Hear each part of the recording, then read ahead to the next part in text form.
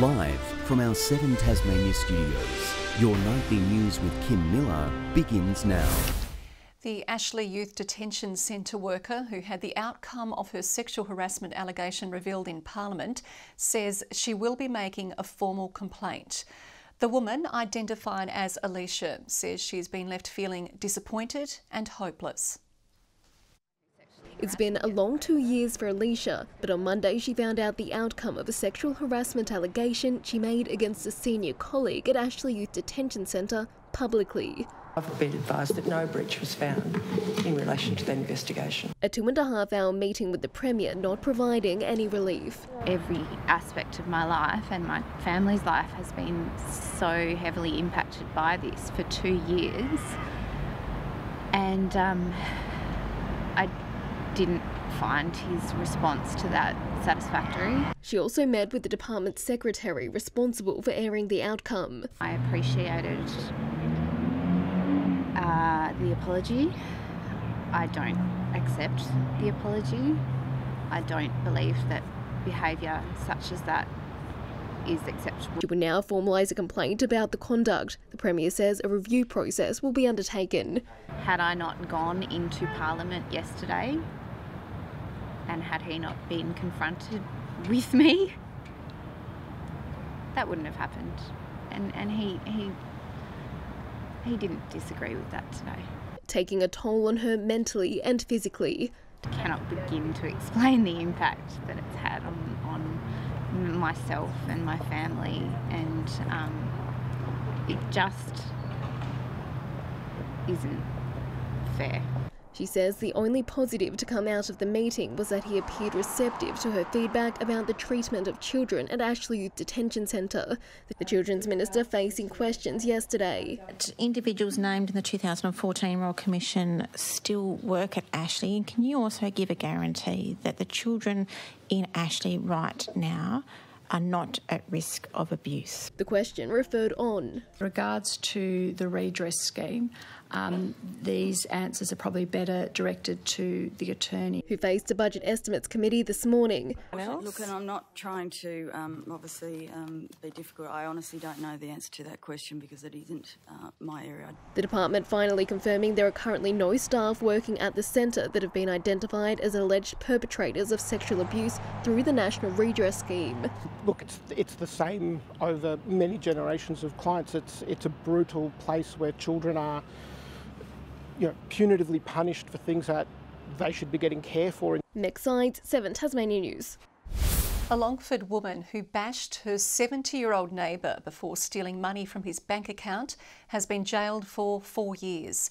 Alicia Niall Prentice sentenced today after being told by the judge she had shown no remorse. Josh Duggan has the details. Alicia Niall Prentice has been sentenced to 4 years in prison after the jury unanimously found her guilty of aggravated armed robbery and aggravated burglary in October last year. Prentice broke into the home of Christopher Hayton, waking him with blows to the head and asking him for his PIN number. She then ran to a nearby ATM where she withdrew $2,000 from his account. After hearing closing statements this morning, the jury took 2.5 hours to reach the verdict. In sentencing submissions, Crown Prosecutor Claire Darvell read a statement from Prentice's victim. He says he wasn't able to afford food after the incident, living off what he had until his next pension payment.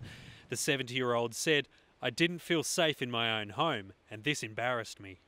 Following the incident, he moved out of his unit into aged care, saying, "I hate it here, but at least I feel safe now."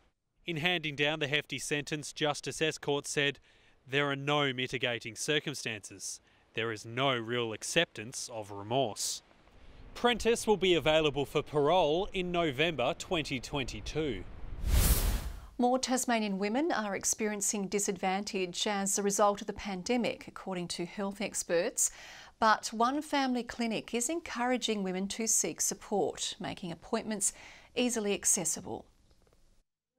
Helping more women access health services, Family Planning Tasmania is bulk billing appointments as part of Women's Health Week. So we're trying to encourage women to put themselves first and kind of deal with their health issues, and we're just trying to make it as accessible as we can. The clinic saw an influx of women cancelling appointments at the start of the pandemic and is now only catching up with demand. Women inevitably end up putting other people first and put their own health potentially on the back burner.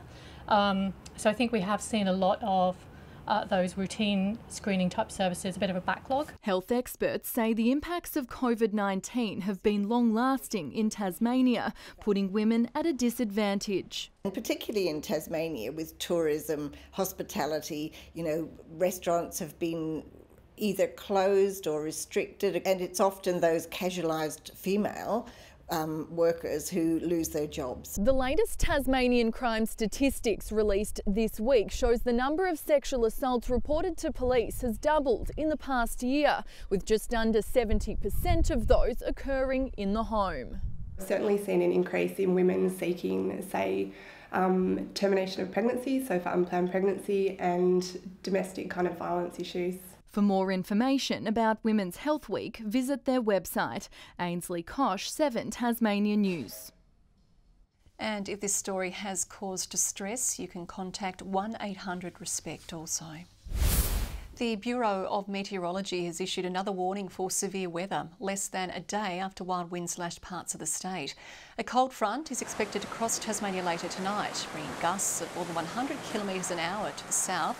Hobart is once again in the firing line, but winds should ease tomorrow morning. Damaging gusts on Tuesday night brought down trees and power lines, cutting power to thousands. From offering access to services to creating fun environments, local employers are celebrating improvements to workplace culture and mental health. It comes on the eve of Are You OK Day, needed more than ever with the pandemic proving tough for workers. Tasmania's business leaders taking a spin. Big spin, guys. Wiggle, wiggle, wiggle. Seeing what the 3rd annual Mind Games has in store for next February. So the Mind Games is basically a big day of team building and fun and connection, collaboration. Corporate teams facing off in fun, creative and innovative challenges, raising awareness for positive workplace mental health, as well as generating funds for Menzies Institute research. And it's just really important that we understand what makes a psychologically unsafe workplace, how can we mitigate that, how can we better identify hazards in the workplace and manage those, because I think at the moment there is certainly a big opportunity for us to help employers understand. Also strongly felt at the RACT, the 4th Tasmanian organisation to receive Gold Star accreditation as a mental health first aid workplace. Making sure that our staff can bring their whole selves to work, and a critical part of that is making sure that we address the stigma of mental illness, but equally importantly, equipping our staff with the tools. It empowers people to recognise the signs that people are maybe becoming unwell,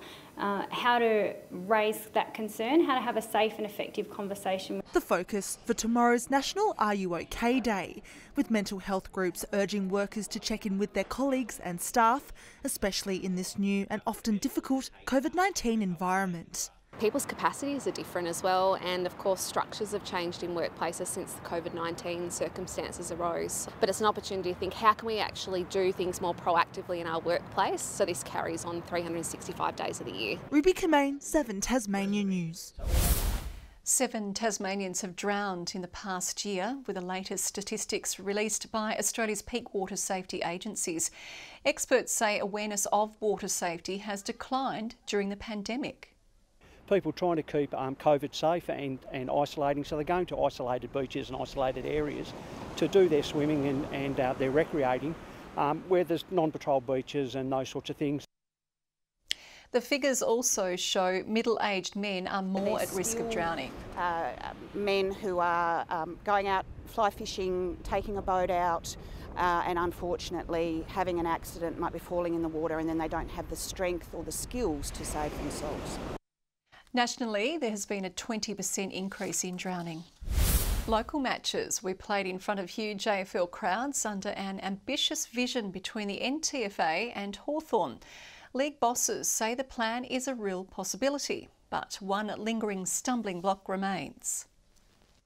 The grassroots gracing the same stage as football's elite, a dream that destines to become reality. There's absolutely potential and appetite to have curtain raisers with NTFA games. A potential rare local precursor to one of Hawthorn's home games at UTAS Stadium, exposing the NTFA to thousands of AFL fans. Oh, this is massive for us. It's actually such an exciting time. A similar plan was shelved a few years ago due to the impact it could have on the surface. Again, that may prove the biggest hurdle. The fields have to be in top condition when you come to an AFL kind of elite match. The Hawks announcing a new partnership with the NTFA to grow the game locally, offering resources for mental health as well as training for coaches in both the junior and senior ranks. It might be, filmed, coaching seminars, Zoom programs. Expertise that could even come from new Hawthorn head Sam Mitchell, who had a message for teams in this Saturday's grand final. There'll be chances for special moments, but just do the simple things well. Tickets for the match are being snapped up fast. A return to the league's spiritual home, York Park, after a 10-year absence. Our players deserve to play on the best surface they possibly can. Crowd numbers are expected to challenge those of Sunday's TSL blockbuster. All fans will be forced to wear masks. Our COVID plans need to be put in place and we have to abide by them, so we don't want to turn anyone away. Garth Burley, 7 Tasmania News. Launceston has been identified as a lung cancer hotspot due to a startling high incidence of disease. According to data from Lung Foundation Australia, the area has 14% more diagnosis and deaths than the national average. The organisation is asking Australians to have persistent coughs checked, as early diagnosis greatly improves the rate of survival. The anticipation is growing for Hobart's upcoming production of the Rocky Horror Picture Show. The local cast beginning rehearsals this week, preparing to bring the cult classic musical to Tasmania for the first time in nearly 4 decades. And after last year's cancellation amid COVID-19, tickets are selling fast.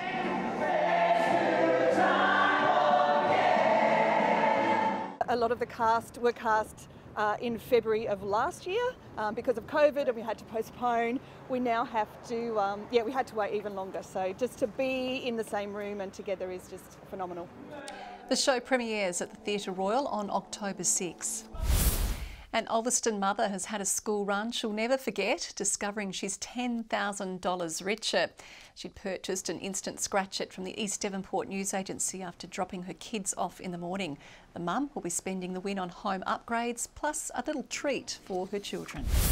The Tassie Tigers won't play their first domestic match season until the end of this month, with the competition delayed. Meanwhile, the Hobart Hurricanes have locked down captain Matthew Wade on a new multi-year deal that will see him remain in purple until 2024. The top-order dynamo has cemented himself as one of the side's most consistent players, scoring almost 3/4 of his career runs with the Hurricanes. But he had limited game time last season due to national commitments. Wade is one of 15 players announced in the squad for BBL 11 so far. Richie Port's Ineos Grenadiers has stormed a victory in Stage 3 of the Tour of Britain. Charged by Rowan Dennis, the cycling team raced to the finish line 17 seconds faster than their nearest rivals.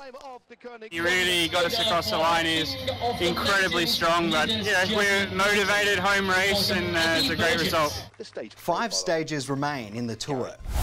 The 126th Latrobe Christmas Carnival has officially been cancelled following a bitter dispute over safety concerns.